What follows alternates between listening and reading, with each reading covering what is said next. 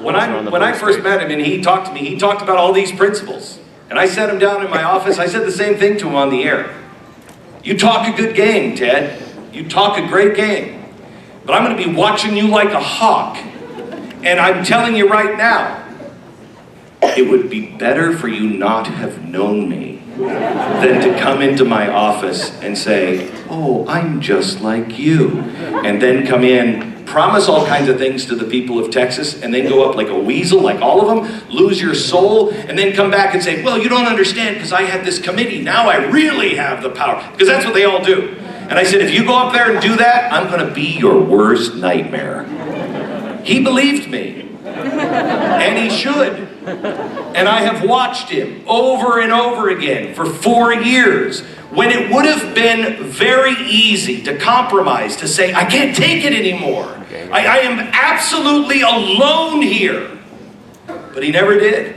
And he never complained. He stood there on his principles, on that rock, that foundation of the Constitution, and on the scriptures, having more faith. He just wrote to me the other day. I was kind of depressed. And he wrote to me and he said, have more faith in the Almighty. Here's a man who knows who's in control and what our golden ticket really is. I leave you with asking you to know who you are. Somebody in America has to start believing in themselves again. Because no president can make us great. We the people make America great. When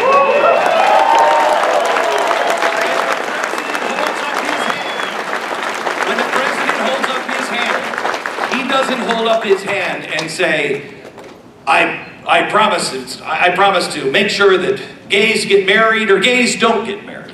I promise that I'm going to make the rich pay their fair share. Or I'm going to make sure that my friends get special deals. He holds up his hand, and what does he say? I swear to protect and defend the Constitution of the United States of America against all enemies, foreign and domestic. That's it. So help me God. That's the job of the president, and it's time we have a president who will do just that.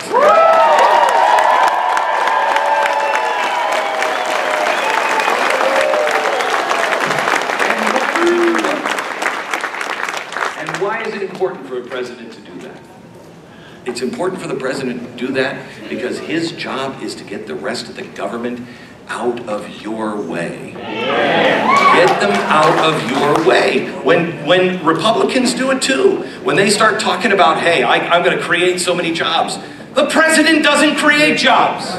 He doesn't create jobs.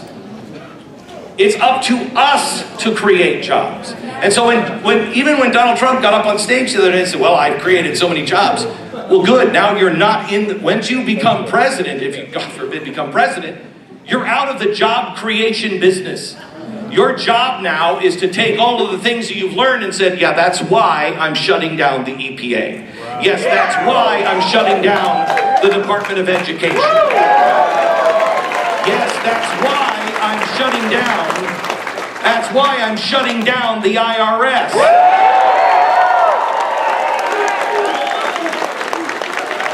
that's why they're so afraid of him. There was this great thing from Robert Wright, the guy who's with the Clintons, and he's a big lefty. You Google this. You have to send this to all your friends. It's the most amazing thing you've ever seen. It was like, I swear to you, it was like Ted Cruz wrote it for him. He gets in front of a chalkboard. Only crazy people do that, but he got in front of the chalkboard and he said, let me tell you why Ted Cruz is so much more dangerous than Donald Trump. I'm like, I'm interested in hearing this from Robert Wright. You know what his conclusion was? Because Ted Cruz actually believes this stuff. We can work with Donald Trump. We can work with Marco Rubio. We can work with these guys. Ted's not going to negotiate. Ted's not going to... Let me tell you a quick story. Ronald Reagan on his way to the Berlin Wall. And he's about to give his most famous speech. And he's on his way. He's at the White House. He wrote most of his speeches.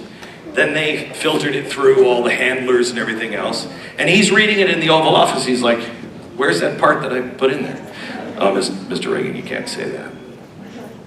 All right, put it back in the speech and I'll see you at the plane. They get on the plane. Guy comes in with a copy of it. It's not in there.